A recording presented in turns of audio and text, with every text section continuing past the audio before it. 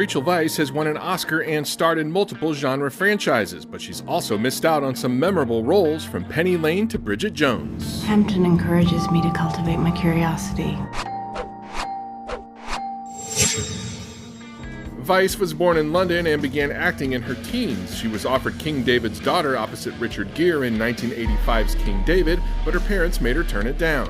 Weisz acted at University of Cambridge and booked her first TV series, The Advocates, in 1992. After more television work, Weisz replaced Mira Sorvino in 1996's Chain Reaction when negotiations broke down and Sorvino left to make Beautiful Girls. Come on, Eddie! Come on!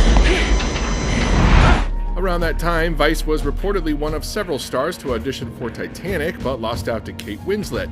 Not exactly consolation, but she did find another way to be swept from the sea that year. Weisz's biggest breakthrough came a couple years later after writer-director Stephen Sommers saw her in 1998's The Land Girls and cast her as Egyptologist Evelyn Carnahan in 1999's The Mummy. The only thing that scares me, Mr. O'Connell, are your manners. The following year, Weisz turned down Penny Lane in writer-director Cameron Crowe's Almost Famous, a role that eventually went to Kate Hudson. Weisz was considered for the title character in 2001's Bridget Jones's Diary, but director Sharon Maguire felt she wasn't right and the part went to Renee Zellweger after Toni Collette passed. Much like those roles, Alicia Nash in 2001's A Beautiful Mind was highly competitive and again saw Weisz in the mix until it landed with Jennifer Connelly, who won an Oscar for the role. You're still here. I'm still here. Weisz instead made The Mummy Returns and About a Boy alongside Hugh Grant and Nicholas Hoult, and then was cast in 2005's Mozart and the Whale with Josh Hartnett, but had to drop out due to scheduling and was replaced by Radha Mitchell. Around that time, Ava Green dropped out of the role of Tessa Quayle in 2005's The Constant Gardener, and Nicole Kidman, Kate Winslet, Naomi Watts, and Sienna Miller auditioned to replace her. But the part went to Weisz and later earned her the Academy Award for Best Performance by an Actress in a Supporting Role. I owe you a drink. All right, you can buy me a drink. Come on. The following year, Weisz was considered for but not offered Rosario Dawson's role in Clerks 2, and she and Hugh Jackman replaced Cate Blanchett and Brad Pitt after they pulled out of The Fountain.